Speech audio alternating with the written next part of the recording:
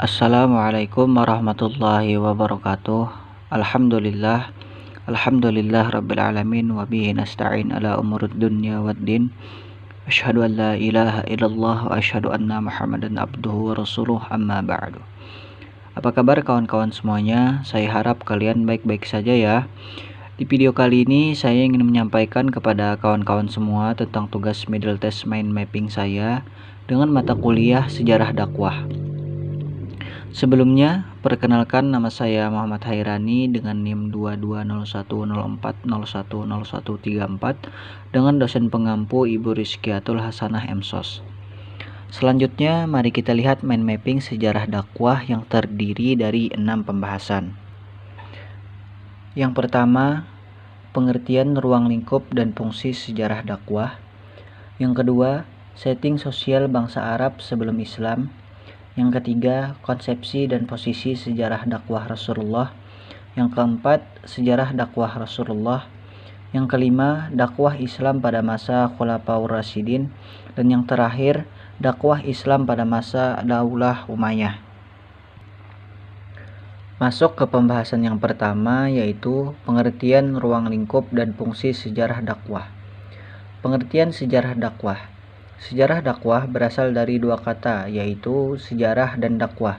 Secara etimologi, kata sejarah berasal dari bahasa Arab, sajarah atau sajarotun, artinya pohon.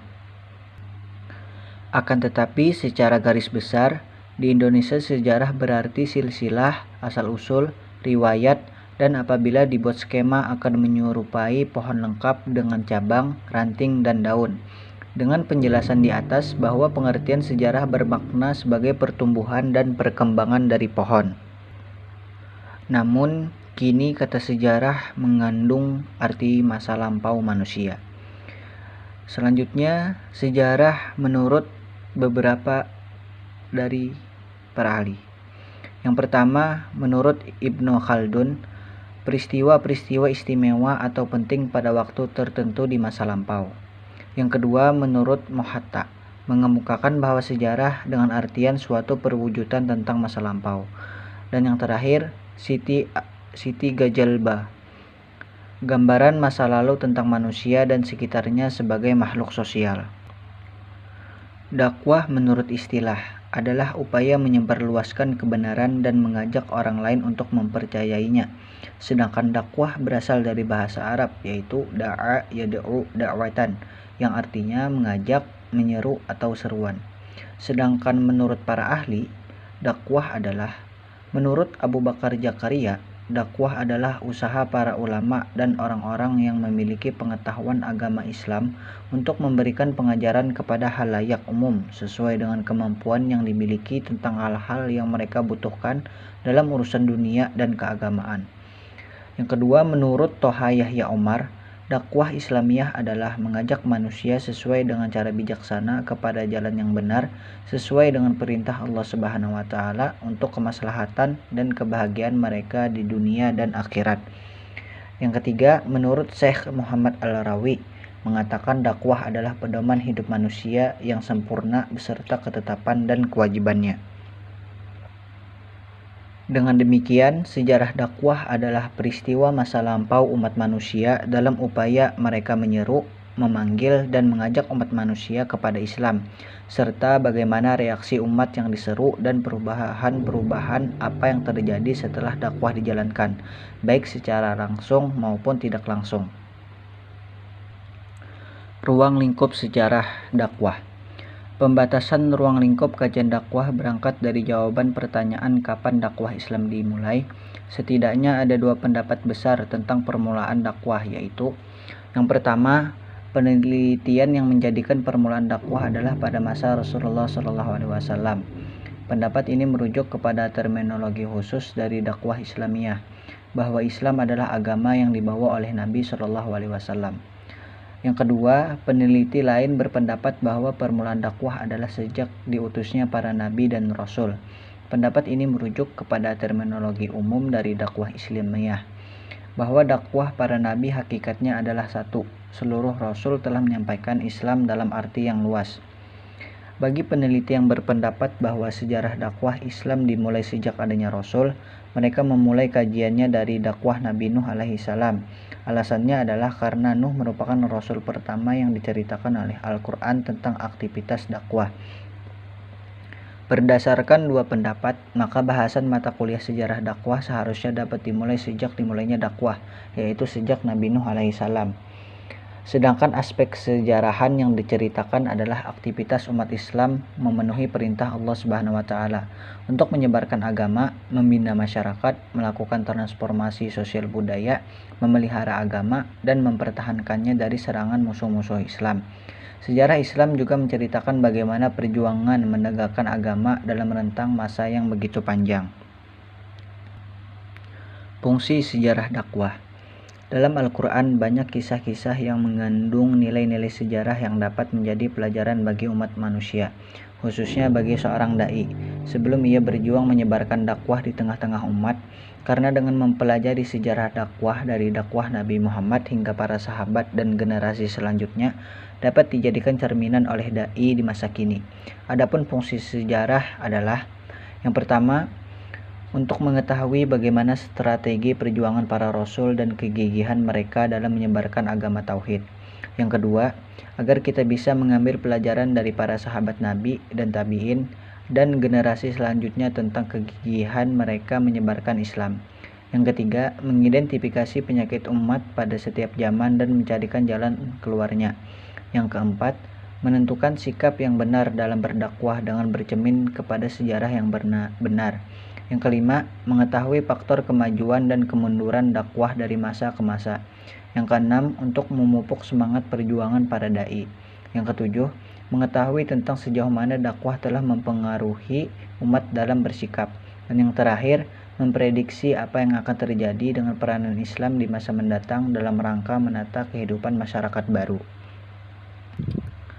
Jadi kesimpulannya adalah sejarah dakwah adalah peristiwa masa lampau umat manusia dalam upaya mereka menyeru, memanggil, dan mengajak umat manusia kepada Islam serta bagaimana reaksi umat yang diseru, dan perubahan-perubahan apa yang terjadi setelah dakwah dijalankan, baik secara langsung maupun tidak langsung. Dalam ruang lingkup sejarah setidaknya ada dua pendapat besar tentang permulaan dakwah. Sebagian peneliti berpendapat bahwa yang menjadikan permulaan dakwah adalah pada saat masa Rasulullah SAW. Lalu ada peneliti lain yang berpendapat bahwa permulaan dakwah adalah sejak diutusnya para nabi dan rasul. Sejarah dakwah sangatlah penting untuk diketahui dan dipelajari umat manusia, khususnya bagi seorang da'i sebelum ia berjuang menyebarkan dakwah di tengah-tengah umat. Karena dengan mempelajari sejarah dakwah dari dakwah Nabi Muhammad hingga para sahabat dan generasi selanjutnya dapat dijadikan cerminan oleh da'i di masa kini. Pembahasan yang kedua yaitu setting sosial bangsa Arab sebelum Islam. Keadaan sosial bangsa Arab sebelum Islam bisa dilihat dari segi sosiologis dan antropologis. Bangsa Arab mempunyai tingkat solidaritas dan budaya yang tinggi. Tingkat solidaritas yang tinggi itu bisa dilihat dari kehidupan bangsa Arab di padang pasir, yaitu kaum Baduy. Mereka mempunyai perasaan kesukuan yang tinggi, karena sukuisme itulah yang akan melindungi keluarga atau warga suatu suku. Hal ini disebabkan terutama karena di padang pasir tidak ada pemerintahan atau suatu badan resmi yang dapat melindungi rakyat atau warga negaranya dari penganiayaan, tindakan sewenang-wenang dari siapa saja. Kabilah atau suku itulah yang mengikat warganya dengan ikatan darah atau keturunan atau ikatan kesukuan. Kabilah itulah yang berkewajiban melindungi warganya dan orang-orang yang menggabungkan diri atau meminta perlindungan kepadanya. Agama bangsa Arab sebelum Islam. Sebelum kedatangan agama Islam ada banyak agama di Arab, termasuk Yahudi dan Kristen. Bahkan selama periode jahiliyah, mayoritas penduduk Jazirah Arab menyembah berhala, sementara sebagian kecil dari mereka adalah orang Yahudi di Yathrib, Kristen Najran di Arab Selatan, dan beberapa di Makkah yang beragama Hanif. Agama pagan pertama kali didirikan oleh Amr bin Luhai dari Sam ke Mekah dan diakui sebagai agama baru dari Bani Khuza'ah, keturunan Amru yang bertanggung jawab atas Ka'bah pada saat itu. Agama pagan ini kemudian berkembang pesat sehingga menjadi agama mayoritas penduduk kota Mekah.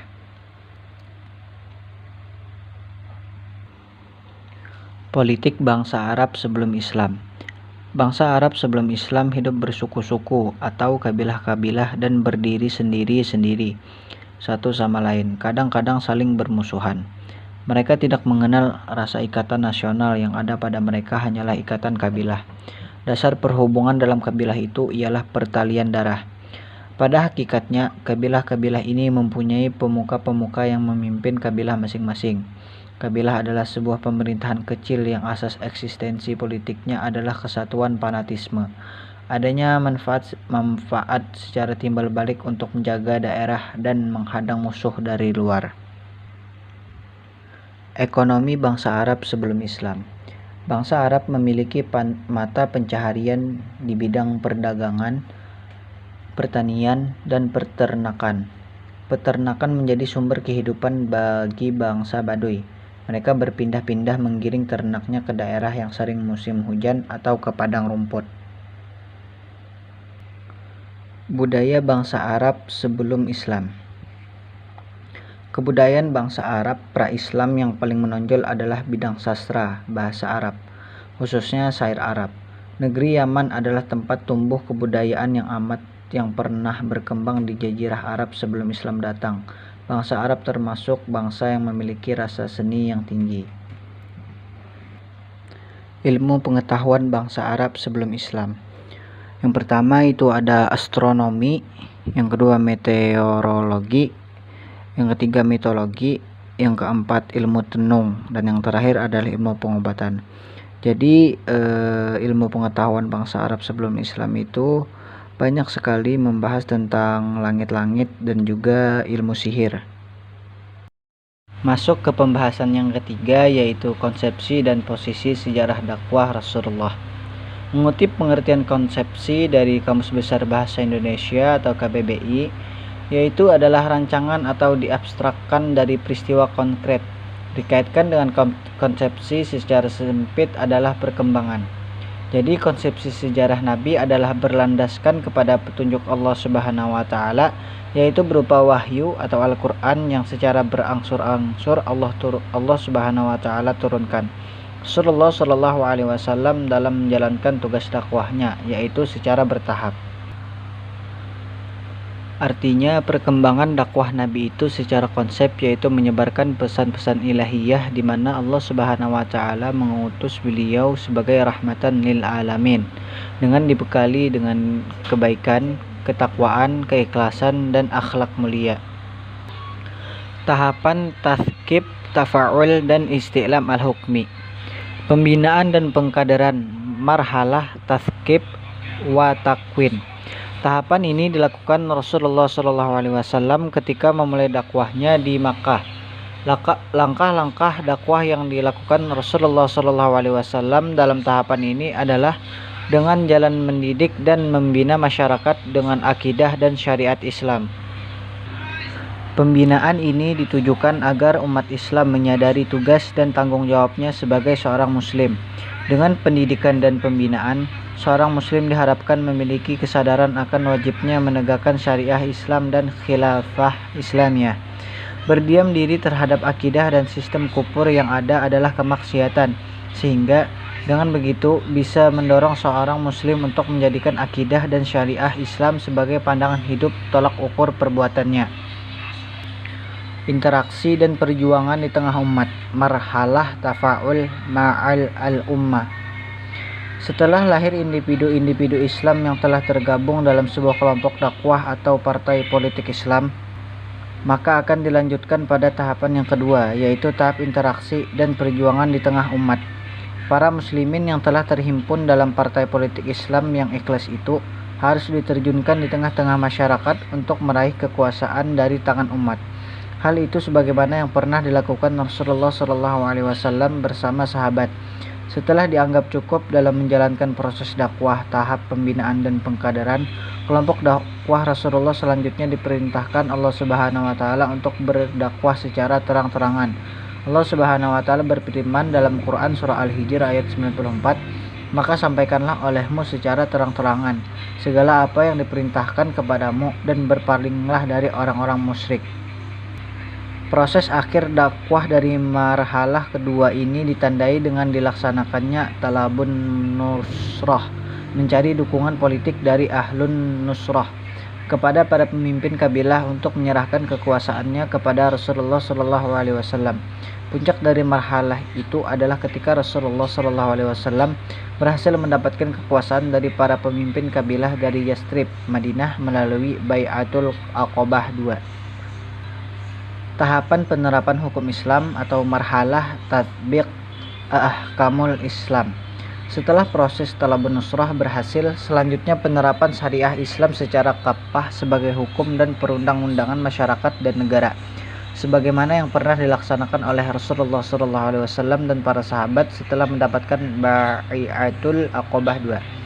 Penerapan syariah Islamiyah ini ditandai dengan diberlakukannya piagam Manidah yang wajib ditaati oleh seluruh warga negaranya, baik bagi yang muslim maupun non-muslim. Selain penerapan syariat Islam untuk pengaturan kehidupan masyarakat di dalam negeri, Rasulullah SAW juga menerapkan syariat Islam untuk politik luar negerinya. Inilah tahap terakhir dari metode penegakan syariah Islam yang dapat diteladani dari perjalanan dakwah Rasulullah SAW.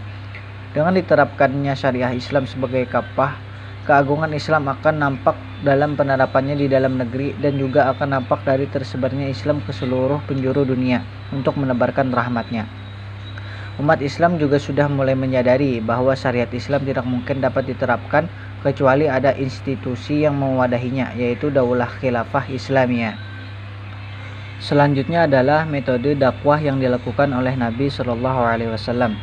Yang pertama adalah metode personal atau siri. Pendekatan ini dilakukan dengan cara face to face individual antara dai dan mad'u, bertatap muka langsung sehingga reaksi yang timbul akan segera diketahui. Pendekatan ini dilakukan Rasulullah pada fase dakwah siriyah, dakwah secara rahasia. Meskipun demikian, dakwah personal ini masih relevan diterapkan pada saat ini bahkan hingga akhir masa. Hal ini disebabkan pendekatan personal memiliki keterkaitan batin serta interaksi emosional antara da'i dan mad'u. Pendekatan personal merupakan pertama kali dilakukan Nabi setelah menerima wahyu kepada orang-orang terdekatnya. Hal ini dilakukan karena pada saat itu untuk mengantisipasi pengikut Nabi masih sedikit serta resistensi kaum Quraisy yang keras. Dakwah personal ini dilakukan Nabi selama 3 tahun. Yang kedua, metode pendidikan. Dakwah melalui pendekatan pendidikan telah dilakukan Nabi pada masa-masa awal berbarengan dengan dakwah siri, seperti dilakukan di rumah Abu Al-Arqam. Pada saat Nabi di Makkah, pendidikan seperti di Bait Al-Arqam belum diorganisir secara maksimal. Hal ini disebabkan belum berkembangnya pendidikan karena faktor keamanan. Tempat-tempat yang dijadikan sebagai tempat untuk mendidik para sahabat baik di Makkah maupun di Madinah yaitu Dar Al-Arqam atau Rumah Al-Arqam, yang kedua Rumah Nabi Muhammad SAW, yang kedua Al-Suffah, yang keempat Dar Al-Qurra, yang kelima Kutab, yang keenam Masjid, dan yang terakhir Rumah Para Sahabat. Yang ketiga, pendekatan penawaran. Makkah merupakan pusat ziarah sejak zaman Nabi Ibrahim hingga sekarang, baik pada masa pra-Islam maupun sesudahnya.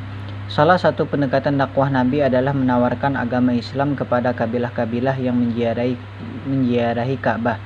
Meskipun tidak ada seorang pun yang mengikuti dakwah Nabi akibat teror dari kafir Quraisy, Nabi tetap menjalankan tugas dakwah itu setiap muslim haji dari tahun ke-4 sampai tahun ke-10 dari kenabian beliau.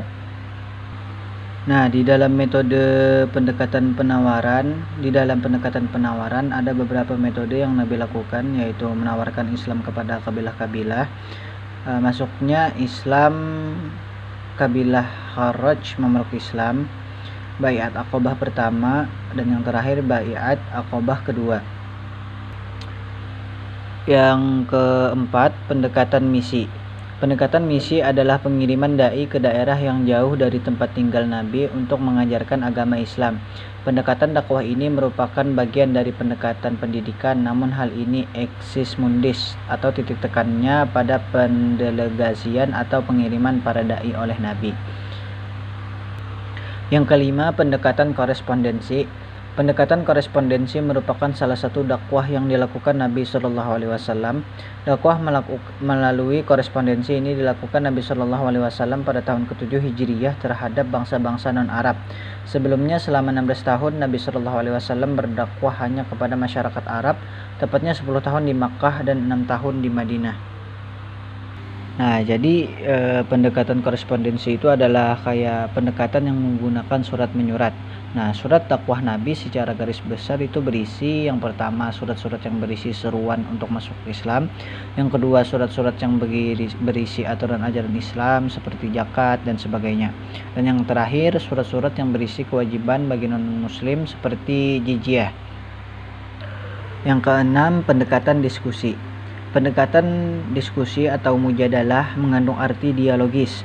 Mujadalah bukanlah pembicaraan yang monolog dan monoton. Di dalam Al-Quran, kata mujadalah diulang sebanyak 29 kali. Diskusi atau mujadalah juga merupakan pendekatan dakwah yang persuasif. Contohnya seperti diskusi Nabi SAW dengan kaum musyrikin Makkah. Dari pembahasan tadi, pendekatan dakwah Rasulullah dapat ditarik kesimpulan yaitu at-tariqatu ahammu min maddah, teknik, cara, metode, serta pendekatan lebih penting dari materi dakwah itu sendiri. Yang kedua, pendekatan dakwah Rasul terdiri dari pendekatan personal atau mazhab al-sirri, pendidikan ta'lim, penawaran misi, korespondensi, serta pendekatan diskusi. Dan yang terakhir, pendekatan pendidikan dan misi dianggap paling efektif dilakukan oleh Nabi. Indikator dari keberhasilan dakwah melalui pendidikan dan misi adalah banyaknya jumlah sahabat dan pemeluk Islam sebagai hasil dari pendidikan dan pengiriman dai. Masuk ke pembahasan yang keempat, yaitu sejarah dakwah Rasulullah. Jadi dakwah Rasulullah yang pertama itu ada periode Mekah. Periode Mekah ialah perjuangan dakwah Rasulullah ketika berada di Mekah. Periode ini disebut juga periode pembinaan kerajaan Allah dalam hati manusia. Menurut Syekh Muhammad Al-Khudari, Rasulullah berdakwah di Mekah selama 12 tahun, 5 bulan, dan 13 hari. Menurut beberapa sejarawan, dakwah periode Mekah dibagi menjadi dua, yaitu dakwah secara sembunyi-sembunyi dan dakwah secara terbuka atau terang-terangan. Yang kedua, periode Madinah. Periode Madinah adalah periode perjuangan dakwah Nabi ketika berada di Madinah. Periode ini disebut periode pembinaan kerajaan Allah dalam masyarakat manusia. Periode ini merupakan periode pembentukan masyarakat yang menerapkan ajaran-ajaran Islam, meskipun di antara warganya terdapat non-muslim. Strategi dakwah Nabi pada periode Madinah adalah mensyiarkan Islam ke sejumlah wilayah. Menurut Syekh Muhammad Al-Khudari, Rasulullah berdakwah di Madinah selama 9 tahun, 9 bulan, dan 9 hari. Nah, jadi di dalam periode Madinah ini ada beberapa kejadian, yaitu peristiwa hijrah. Yang kedua, hijrah sebagai strategi dakwah. Yang ketiga, piagam Madinah sebagai manifesto politik. Dan yang terakhir, persaudaraan Muhajirin dan Ansor. Selanjutnya, jihad dalam proses dakwah. Rasulullah telah menjalankan dakwah selama 13 tahun di Mekah. Pada periode itu, perintah untuk berjihad belum juga datang, sekalipun kaum kafir telah melakukan kekejaman yang luar biasa terhadap kaum muslimin dan Rasulullah sendiri. Selama itu, Allah selalu memberkati Rasulullah dengan kesabaran dalam menghadapi penganiayaan. Setelah Rasulullah hijrah ke Madinah, kekejaman kafir tidak juga berhenti, bahkan semakin menjadi-jadi. Mereka bersekongkol dengan orang-orang Yahudi di Madinah. Pada saat itulah Allah mengizinkan Rasulullah dan kaum muslimin untuk berperang. Diperbolehkannya berperang dalam Islam turun pada malam 12 Safar tahun 2 Hijriyah. Menurut Dr. Hasan Ibrahim Ahsan dalam bukunya yang berjudul Tarik al-Islam al-Siyasi, izin berjihad diberikan dengan beberapa maksud, yaitu yang pertama, membela diri. Membela diri adalah untuk melindungi dan mempertahankan diri. Hal ini dijelaskan dalam firman Allah dalam Al-Quran surah Al-Hajj ayat 39-40 dan surah An-Nisa ayat 74-75. Lalu yang kedua adalah melindungi dakwah. Melindungi dakwah ialah mempertahankan dakwah dari musuh-musuh yang menindas umat Islam. Hal ini dijelaskan dalam firman Allah dalam Al-Quran surah At-Taubah ayat 36 dan surah An-Nisa ayat 104. Masuk ke pembahasan yang kelima, yaitu dakwah pada masa Khulafaur Rasyidin. Sebelum itu mari kita lihat biografi Khulafaur Rasyidin. Khulafaur Rasyidin adalah para khalifah yang menggantikan kedudukan Nabi Muhammad SAW sebagai pemimpin. Tokoh Khulafaur Rasyidin adalah Abu Bakar As-Siddiq, Umar bin Khattab, Utsman bin Affan, Ali bin Abi Thalib. Berikut adalah biografi singkat Khulafaur Rasyidin. Yang pertama, Abu Bakar As-Siddiq. Ia adalah Abdullah bin Utsman bin Amr bin Ka'ab bin Sa'ad bin Ta'im bin Murrah bin Ka'ab bin Luwai bin Ghalib al-Quraisy at-Taimi. Nasab Abu Bakar As-Siddiq bertemu dengan nasab Nabi Muhammad pada kakek keenamnya, yaitu Murrah bin Ka'ab. Ia memiliki nama kunyah Abu Bakar atau Bakar dari kata Al-Bakar yang artinya adalah unta yang muda dan kuat. Ada sebagian ulama mengatakan bahwa Abu Bakar As-Siddiq lahir 3 tahun setelah tahun gajah. Abu Bakar As-Siddiq wafat pada bulan Jumadil Akhir tahun 13 Hijriah pada usia 63 tahun. Yang kedua, Umar bin Khattab. Umar bin Khattab radhiyallahu an memiliki nama lengkap Umar bin Khattab bin Nufail bin Abdul Uzza bin Rabah bin Abdullah bin Qarat bin Rajah bin Adi bin Ka'ab bin Luwai bin Ghalib bin Fihr bin Adawi bin Fihr al-Adawi al-Quraisy. Nasabnya bertemu dengan Rasulullah SAW. Pada Ka'ab bin Luwai, yaitu kakek ke-7 Rasulullah atau kakek ke-8 Umar bin Khattab. Mayoritas ulama mengatakan ia lahir di Mekah pada tahun 583 Masehi, 12 atau 13 tahun lebih muda dari Rasulullah SAW. Ia berasal dari keturunan Bani Adi. Nama kunyah Umar bin Khattab yang diberikan oleh Rasulullah adalah Habsah, yang artinya anak singa. Kekhalifahan Umar bin Khattab berlangsung selama kurang lebih 10 tahun. Beliau wafat pada hari Rabu 26 Dzulhijjah pada 23 pada usia 63 tahun. Yang ketiga, Utsman bin Affan. Beliau berasal dari suku Umayyah bin Abdu Syam bin Abdu Manaf dengan nama asli Utsman ibnu Affan ibnu Abi al-Ash. Beliau adalah pedagang. Ia termasuk saudagar yang sukses dan berhasil. Beliau terkenal lembut, sabar, tekun, dan pemurah. Beliau adalah khalifah sesudah Umar bin Khattab, yang mana Utsman bin Affan menjabat selama 13 tahun sebelum terbunuh sebagai syahid pada bulan Dzulhijjah tahun 36. Dan yang terakhir yaitu Ali bin Abi Thalib. Ali bin Abi Thalib atau Abdi Manaf lahir 32 tahun setelah tahun kelahiran Nabi Muhammad SAW. Beliau merupakan putra dari paman Nabi Muhammad SAW yang mempunyai nama asli Ali bin Abi Thalib bin Abdul Muthalib bin Hashim. Beliau dibaiat sebagai khalifah setelah Khalifah Utsman terbunuh. Beliau menjadi khalifah secara syar'i hingga wafat dalam keadaan mati syahid pada bulan Ramadan tahun 40 Hijriah dalam usia 63 tahun. Kekhalifahan Ali berlangsung selama 4 tahun 9 bulan sejak 19 Dzulhijjah, 12 hari. Selanjutnya mari kita lihat dakwah yang dilakukan Khulafaur Rasyidin. Yang pertama, Abu Bakar. Dakwah Islam pada masa Abu Bakar As-Siddiq. Abu Bakar yang memerintah selama 2,5 tahun, tepatnya 2 tahun 3 bulan 20 hari. Walau masa pemerintahannya sangat singkat, namun syarat dengan amal dan jihad. Di saat Abu Bakar memerintah, tiba-tiba Madinah dikejutkan oleh gerakan yang menggerogoti sistem Islam yang meluas hampir semenanjung Arabia. Gerakan dakwah yang paling menonjol pada Khalifah Abu Bakar ialah pengumpulan Al-Quran. Alasan utama dikumpulkannya Al-Quran ialah kerasa kekhawatiran seorang Umar bin Khattab terhadap masa depan Islam jika kadar intinya yang menjaga Islam dengan Al-Quran atau Qurra dan Huffaz gugur satu persatu di medan perang. Yang kedua, dakwah Umar bin Khattab. Dakwah pada masa Umar bin Khattab yaitu penyempurnaan Fatah Irak, dakwah di Iran, dakwah Syam dan Palestina, dakwah Yordania, dakwah Syria, dakwah Palestina, dan dakwah ekspedisi kawasan Maghribi. Yang ketiga, Utsman bin Affan. Dakwah pada masa Utsman bin Affan, pada masa kekhalifahannya, langkah yang diambil adalah melakukan perluasan wilayah, melakukan sosial dan budaya, dan yang terakhir penetapan Mushaf Utsmani. Dan yang terakhir, Ali bin Abi Thalib. Gerakan dakwah yang telah dilakukan oleh Khalifah Ali secara garis besar dapat diperincikan sebagai berikut. Yang pertama, merombak para pejabat teras, terutama pejabat yang didominasi oleh keluarga Bani Umayyah. Dan yang terakhir, menyamakan kedudukan seseorang di mata hukum. Selanjutnya, sistem politik pada masa Khulafaur Rasyidin.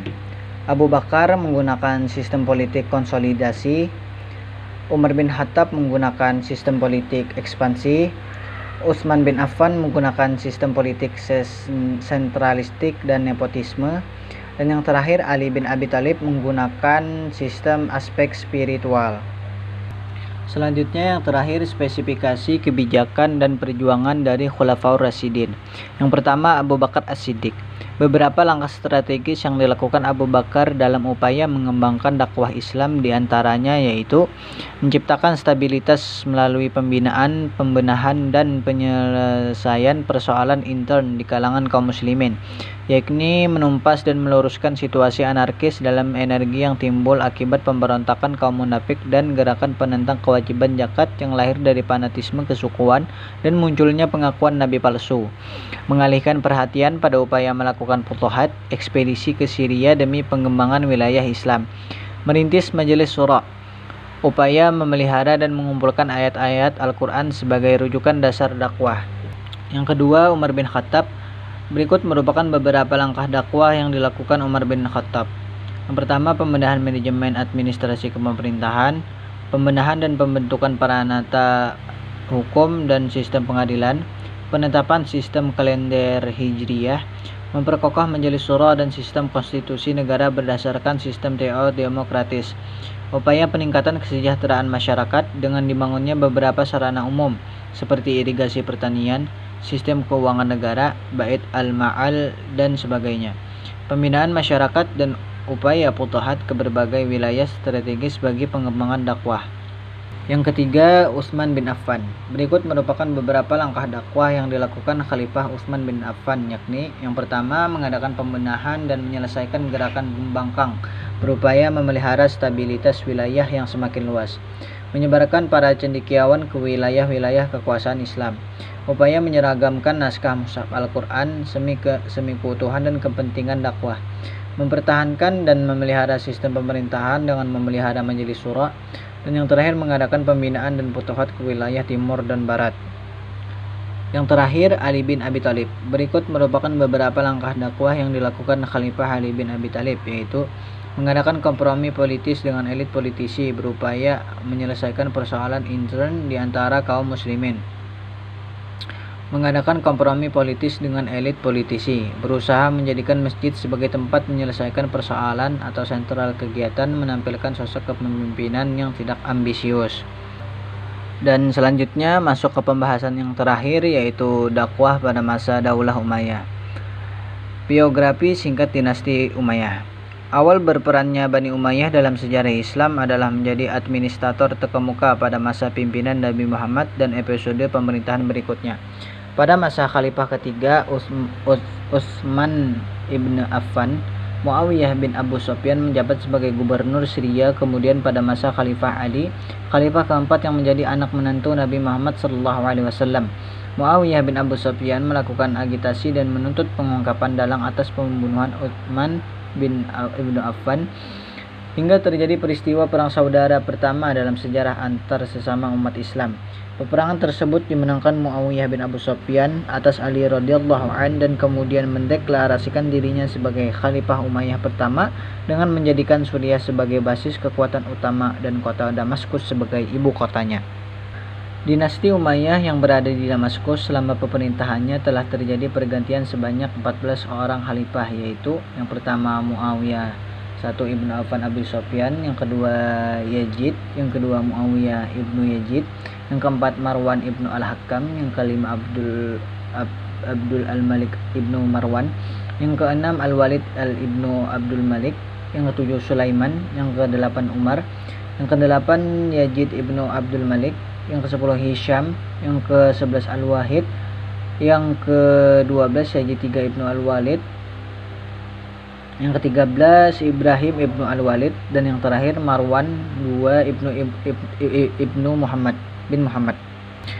Sedangkan kebangkitan kekhalifahan Umayyah di Al-Andalusia Spanyol disebut kekhalifahan Cordoba yang berlangsung hingga 1031, memiliki beberapa khalifahnya antara lain Yang pertama Abdurrahman, yang kedua Al-Hakam, yang ketiga Hisham, yang keempat Muhammad, yang kelima Sulaiman, yang keenam Hisham 2, yang ketujuh Sulaiman kembali, yang kedelapan Abdurrahman, yang kesembilan Abdurrahman, yang 10 Muhammad, yang terakhir Hisham. Selanjutnya perkembangan dakwah dan perluasan wilayah dakwah pada masa dinasti Umayyah. Perkembangan dakwah pada dinasti Umayyah dapat dikatakan memiliki kegiatan baik yang sifatnya ke dalam maupun keluar. Ke dalam merupakan tindakan pembinaan dan konsolidasi, sedangkan keluar merupakan usaha pelebaran wilayah dakwah. Sayyid Qutb mengatakan kalau bukan karena kekuatan besar yang dimiliki watak agama ini, niscaya masa-masa pemerintahan Bani Umayyah dapat dijadikan jaminan bagi lenyapnya Islam di muka bumi. Guna mempertahankan keberlangsungan dakwah Islamiyah dari dua ancaman kekuatan besar pada saat itu, yakni kerajaan Romawi Timur dan kerajaan Persia, maka Daulah Bani Umayyah memandang perlu mengambil langkah-langkah kebijaksanaan dalam rangka upaya menyelamatkan dan penyebaran dakwah Islamiyah. Atas dasar konsiderasi inilah, maka kemudian arena perjuangan dan pengembangan dakwah Islamiyah dilakukan pada 3 wilayah yang luas dan memasuki negeri Cina. Peluasan wilayah pada masa Daulah Umayyah yaitu wilayah Asia Kecil, wilayah Afrika Utara, wilayah Timur, sampai memasuki negeri Cina. Selanjutnya yang terakhir, pengembangan dan pembinaan ilmu pada masa Daulah Bani Umayyah. Dakwah Islamiyah ini berada pada jalan yang lempang ke arah pengembangan dan perluasan bidang-bidang ilmu dengan bahasa Arab sebagai media utamanya. Ilmu pengetahuan yang dikembangkan dan dibina ialah seperti ilmu qiraat, tafsir, hadis, fikih, nahwu, tarik, dan geografi. Sebagai langkah yang positif dalam usaha pengembangan ilmu, Daulah Bani Umayyah mendirikan sebuah kota kecil sebagai pusat kegiatan ilmu pengetahuan dan kebudayaan. Pusat tersebut dinamakan Marbat, kota satelit dari Damaskus. Meskipun ilmu pengetahuan berkembang dengan baik dan perluasan daerah makin maju, akan tetapi secara politis periode Bani Umayyah ini mengalami kemunduran. Hal ini disebabkan khalifah pertamanya Muawiyah bin Abu Sufyan melalui sistem pemerintahan dinasti atau kerajaan yang berpusat di Damaskus. Hal tersebut cukup besar dampaknya bagi jatuh bangunnya rejim penerus Khulafaur Rasyidin ini. Malahan pada akhirnya menimbulkan keretakan dan pemerintahan sebagai puncak dari perpecahan keretakan itu ialah dengan lahirnya berbagai partai yang saling bermusuhan. Partai-partai itu adalah Khawarij, Syiah, Jubair, Murjiah, dan Mu'tazilah. Pembinaan dan pengembangan ilmu pengetahuan dapat dilaksanakan dengan baik sehingga dapat atau biasa dikatakan sebagai revolusi ilmu pengetahuan, baik pengetahuan agama maupun umum. Disinilah terjadi kontak pemikiran Barat ke dalam pemikiran Islam, terutama melalui penerjemahan filsafat Yunani. Meskipun juga harus diakui, upaya Bani Umayyah dalam membina dan mengembangkan sebagai realisasi dakwah itu adalah kelanjutan dari usaha-usaha yang diletakkan dasar-dasarnya oleh Rasulullah SAW dan Khulafaur Rasyidin. Namun langkah yang ditempuh oleh dinasti Bani Umayyah merupakan inovasi dan pembaruan sebagai sesuatu prestasi ilmiah. Mungkin itu saja yang ingin saya sampaikan kepada kawan-kawan semua tentang tugas Middle Testament Mapping saya dengan mata kuliah sejarah dakwah. Terima kasih kepada teman-teman yang sudah menonton video ini. Wassalamualaikum warahmatullahi wabarakatuh.